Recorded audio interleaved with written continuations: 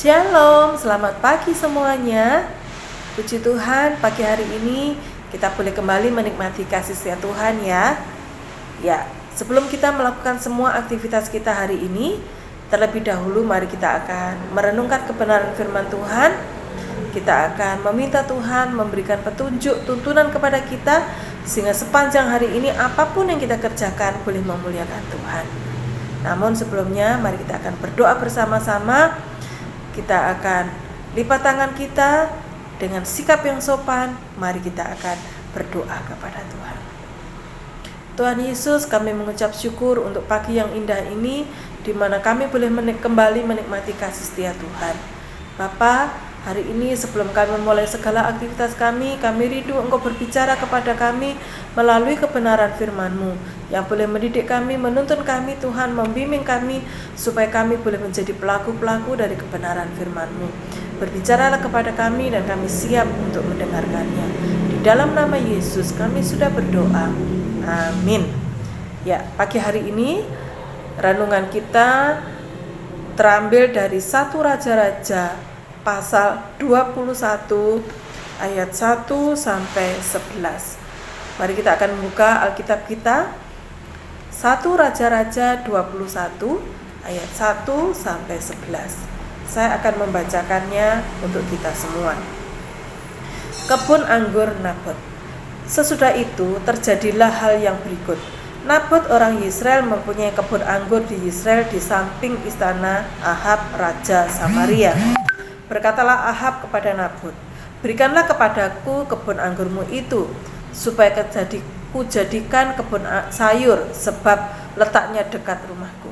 Aku akan memberikan kepadamu kebun anggur yang lebih baik daripada itu sebagai gantinya. Atau jikalau engkau lebih suka, aku akan membayar harganya kepadamu dengan uang." Jawab Nabot kepada Ahab, "Kiranya Tuhan menghindarkan aku daripada memberikan milik pusaka nenek moyangku kepadamu." Lalu masuklah Ahab ke dalam istananya dengan kesal hati dan gusar karena perkataan yang dikatakan Nabot orang Israel itu kepadanya. "Tidak akan kuberikan kepadamu milik pusaka nenek moyangku." Maka berbaringlah ia di tempat tidurnya dan menelungkupkan mukanya dan tidak mau makan. Lalu datanglah Isabel istrinya dan berkata kepadanya, "Apa sebabnya hatimu kesal sehingga engkau tidak makan?" Lalu jawabnya kepadanya, "Sebab aku telah berkata kepada Nabot orang Israel itu, berikanlah kepadaku kebun anggurmu dengan bayaran uang, atau jika engkau lebih suka, aku akan memberikan kebun anggur kepadamu sebagai gantinya." Tetapi sahutnya, "Tidak akan kuberikan kepadamu kebun anggurku itu," kata Isabel istrinya kepadanya. "Bukankah engkau sekarang yang memegang kuasa raja atas Israel? Bangunlah, makanlah, dan biarlah hatimu gembira. Aku akan memberikan kepadamu kebun anggur Nabot orang Israel itu." Kemudian ia menulis surat atas nama Ahab, memeteraikannya dengan meterai raja, lalu mengirim surat itu kepada tua-tua dan pemuka-pemuka yang diam sekota dengan Nabot. Dalam surat itu ditulisnya demikian, "Maklumkanlah puasa dan suruhlah Nabot duduk paling depan di antara rakyat. Suruh jugalah 2 orang dursila duduk menghadapinya, dan mereka harus naik saksi terhadap dia dengan mengatakan, 'Engkau telah mengutuk Allah dan raja.' Sesudah itu bawalah dia keluar dan lemparilah dia dengan batu sampai mati." Orang-orang sekotanya, yakni tua-tua dan pemuka-pemuka yang diam di kotanya itu, melakukan seperti yang diperintahkan Isabel kepada mereka, seperti yang tertulis dalam surat yang dikirimkan kepada mereka. Kita sudah selesai membaca, dan ceritanya ini luar biasa. Ada satu tindakan kejahatan yang dilakukan oleh seorang ratu. Ratu ini bernama Isabel. Dia adalah istri dari Raja Ahab. Dikatakan di sini sebelumnya bahwa Raja Ahab itu merasa sangat kesal, merasa sangat jengkel. Kenapa? Karena dia tidak mendapatkan apa yang diinginkan. Dia membujuk ke Nabot, seorang Israel yang memiliki kebun anggur yang letaknya dekat dengan istana raja. Ketika Raja Ahab meminta kepada Nabot untuk memberikan kebun anggurnya, ternyata Nabot tidak mau memberikan. Walaupun nanti diganti dengan kebun anggur yang baru atau dengan uang sebagai pembayaran ganti kebun itu. Tapi Nabot tidak mau memberikannya. Kenapa? Karena Nabot menjaga, karena Nabot bertanggung jawab atas milik pusaka nenek moyang yang dimilikinya. Kebun anggur itu merupakan milik pusaka dari nenek moyangnya. Jadi dia akan memeliharanya dengan baik. Maka dari itu, walaupun raja yang meminta, dia tidak memberikannya. Nah, coba perhatikan. Raja Ahab menginginkan sesuatu yang bukan miliknya. Dan dia merasa kesal. Dan kemudian dia pulang ke istananya dengan muram, dengan sedih hati. Dia tidak mau makan. Bahkan dia menelungkupkan wajahnya di tempat tidurnya sebagai tanda bahwa dia sangat kesal. Apa yang diinginkan tidak bisa dia dapatkan. Kemudian datanglah Isabel istrinya berkata kepadanya, "Apa sebabnya hatimu kesal sehingga engkau tidak mau makan?" Kemudian Raja Ahab menceritakan tentang permintaannya kepada Nabot yang tidak diberikan kepadanya, bahwa Raja Ahab tidak bisa mendapatkan apa yang diinginkan. Kemudian Isabel mengatakan, "Kamu kan raja, kamu kan punya kuasa. Mengapa kamu tidak memanfaatkan kekuasaanmu?" Kemudian Isabel mengatakan, "Sudah, sekarang kamu makan, lakukan aktivitasmu seperti biasanya, aku akan memberikan kebun anggur itu kepadamu. Tenang saja." Coba kita lihat apa kira-kira yang akan dilakukan oleh Isabel. Ya, dia melakukan satu tindakan yang jahat. Apa itu? Mengatasnamakan Raja Ahab, dia membuat sebuah surat, ya. Surat itu ditujukan kepada siapa? Kepada tua-tua yang ada di kota yang sekota dengan Nabot, ya. Dia mengatakan bahwa maklumkanlah puasa dan suruhlah Nabot duduk paling depan di antara rakyat. Suruh jugalah 2 orang dursila duduk menghadapinya dan mereka harus naik saksi terhadap dia dengan mengatakan, "Engkau telah mengutuk Allah dan raja." Sudah itu bawalah dia keluar dan lemparilah dia dengan batu sampai ia mati. Ya, jadi di sini rupanya Ratu Isabel ini membuat surat atas nama Raja Ahab. Dia memeteraikannya dengan meterai raja, ya.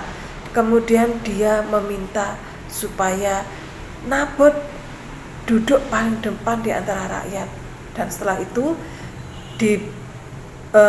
disuruh jugalah ada 2 orang dursila untuk menghadapinya untuk bersaksi dusta. Dia mengatakan supaya Nabot ini dituduh telah mengutuk Allah dan raja, dan orang yang telah mengutuk Allah dan raja hukumannya adalah hukuman mati. Nah, apa yang dilakukan oleh para tua-tua? Karena ini adalah surat dari Raja Ahab, ya, walaupun yang membuat adalah Ratu Isabel, tetapi itu atas nama Raja Ahab, maka dia melakukan perintah raja dan benar. Nabot dituduh telah mengutuk Allah dan raja, dan pada akhirnya dia dihukum. Dia dilempari dengan batu sampai mati. Jahat, ya, apa yang dilakukan oleh Ratu Isabel. Dia memfitnah, ya. Padahal Nabot tidak mengutuk Allah, Nabot tidak menghina Raja Ahab, tetapi dia difitnah telah mengutuk Allah dan mengutuk rajanya Ahab. Maka sekarang Nabot mati, dan kemudian kebun anggurnya Nabot direbut secara paksa oleh Isabel dan diberikan kepada Raja Ahab. Menurut kalian, bolehkah kita meniru tindakan yang dilakukan oleh ratu ini? Tidak boleh. Kita tidak boleh mengingini apa yang menjadi milik orang lain, bahkan meminta dengan paksa, atau bahkan melakukan suatu kejahatan sampai membunuh orang tersebut sehingga kita mendapatkan apa yang kita inginkan. Kita tidak diajarkan untuk seperti itu. Hendaknya kita mengucap syukur dengan apa yang ada dalam diri kita, apa yang kita miliki, dengan penuh ucapan syukur. Ketika kita menginginkan sesuatu yang dimiliki oleh orang lain, janganlah kita memaksa atau bahkan merebutnya.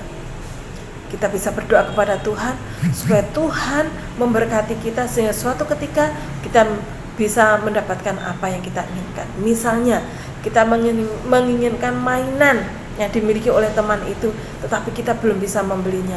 Berdoalah supaya Tuhan memberkati sehingga kita bisa membelinya. Tidak boleh merebut, tidak boleh memaksakan keinginan.